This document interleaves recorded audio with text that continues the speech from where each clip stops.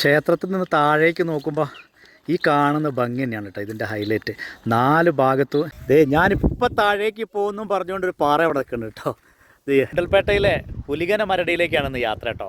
ഹുലിഗന മരടി വെങ്കടേശ്വര ക്ഷേത്രം മാത്രമല്ല, പ്രകൃതി ഭംഗിയാൽ വളരെ മനോഹരമായൊരു സ്ഥലമാണ്. അപ്പം അതിൻ്റെ യാത്രാവിശേഷങ്ങളാണ് ഇന്ന് പറയാനുള്ളത്. അപ്പോൾ ഒന്ന് പോയി നോക്കിയാലോ.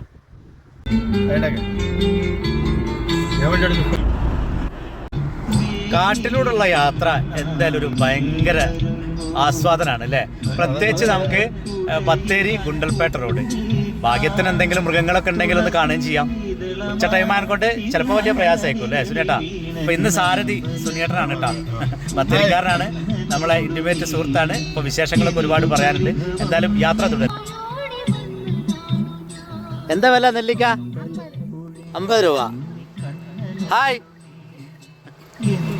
കൊണ്ടാ ഒരു നെല്ലിക്ക കൊണ്ടാ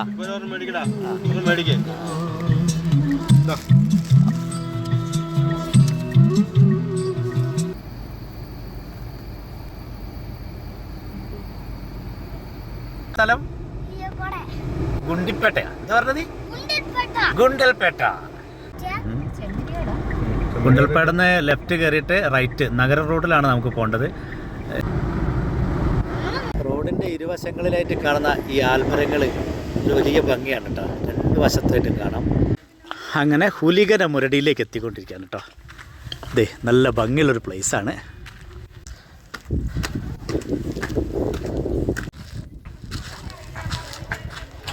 ഹുലിഗന മുരടി വെങ്കടേശ്വര ക്ഷേത്രം.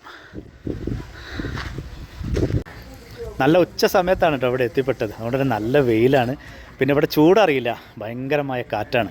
ഏകദേശം ഗുണ്ടൽപേട്ടയിൽ നിന്ന് നമുക്ക് ഒരു 15-16 കിലോമീറ്റർ ഉണ്ടാവും. വരുന്ന വഴിയൊക്കെ നല്ല പ്ലേസാണ്, നല്ല റൂട്ടാണ്, നല്ല വൈബാണ്. വീഡിയോ ഒന്നും പറഞ്ഞിട്ടില്ല കേട്ടോ, ഡാൻസിന് പോസ് ചെയ്യാൻ പറഞ്ഞാണേ. അതെടുത്തരാ.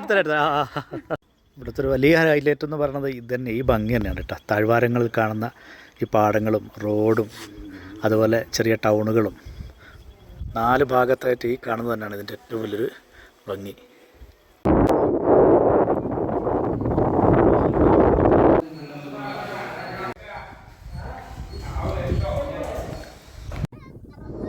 ഒടുക്കത്തെ കാറ്റാണ് കേട്ടോ. അതെ, പറന്ന് പോകുന്ന രീതിയിലുള്ള കാറ്റാണ്.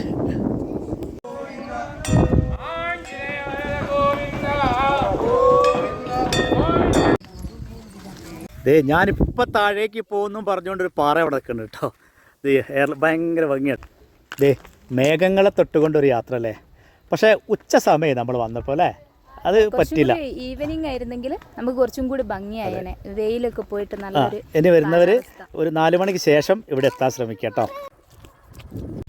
ഗുണ്ടൽപേട്ടിലെ ഹുലിഗന മരടിയിലേക്കുള്ള യാത്ര ഇവിടെ അവസാനിക്കുകയാണ്. അടുത്ത യാത്രാവിശേഷമായിട്ട് നമുക്ക് വീണ്ടും കാണാം.